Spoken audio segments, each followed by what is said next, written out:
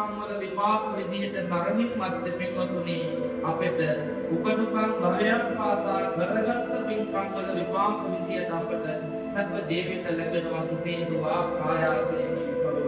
එනිසා දානයේ කියන කාරණාව පින්වතුනි බුදුහාමුදුරුවෝ තරම් දේශනා කරපු ඒ වගේම උන්වහන්සේ තරම් ප්‍රශංසා කරපු උත්තමයන් වහන්සේ කෙනෙක් මේ ලෝකේ කොහෙවත් නැහැ.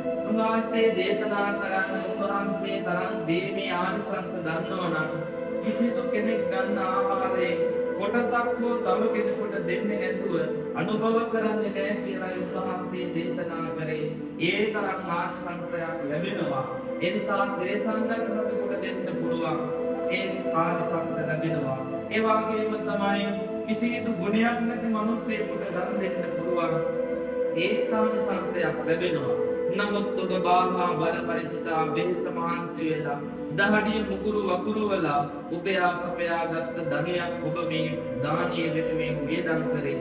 එහෙනම් ඔබට මහත්ඵල මහානිසංස ලබා ගන්න නම් ඔබ මේ දානීය පින්වතුනි මහා සංඝරත්නයට පෞද්ගලිකව නෙමෙයි සාංගිකව පූජා කරේ. එනිසා සාංගිකව පූජා කරන දානයක පින්වතුනි ආනිසංස මෙච්චරයි මෙපමණයි කියලා බුදුහාමුදුරුවෝ දේශනා කරේ නෑ ප්‍රමාණයක් ගන්නවා. ඒ නිසා ඔබට මහා ආනිසංස ලැබෙන උපනුපන් භවයක් පාසා පින්වතුනි කාටවත් අතනොපා ජීවත් වෙන්න සියලු භෞතික සප සම්පත් ළඟා කර ගැනීමේ හැකියාවක් ලැබෙන පින්කමක් තමයි ඔබ සිද්ධ කරේ. වෙනසා කල්පනා කරගන්න ඕන බොහෝ දිනසක් ඉන්නවා දෙපාර්ශ්වයේ මියගිය ඥාති. එනිසා ඥාතීන්ට ජීවත් වෙලා ඉන්න කාලය තුළ බෙහෙත් ටික ඇඳුම් පැළඳුම් ටික ඒ වගේම ආහාර පාන මේ සියලු දේවල් ලබා දෙන්න පුළුවන්. නමුත් මැරිච්ච දවසට ඔබ අපි කාටවත් ඒ ඇත්ත වෙනුවෙන් කළ යුතු දෙයක් නැහැ. නමුත් කරන්න හැකි එකම කාරණාව තමයි ඒ ඇත්ත ජීවත් වෙච්ච කාලය තුළ ඔබට උදව් කරා, ඔබට උපකාර කරා ඒ ගුණය අපි ගාව තියෙන්න ඕන.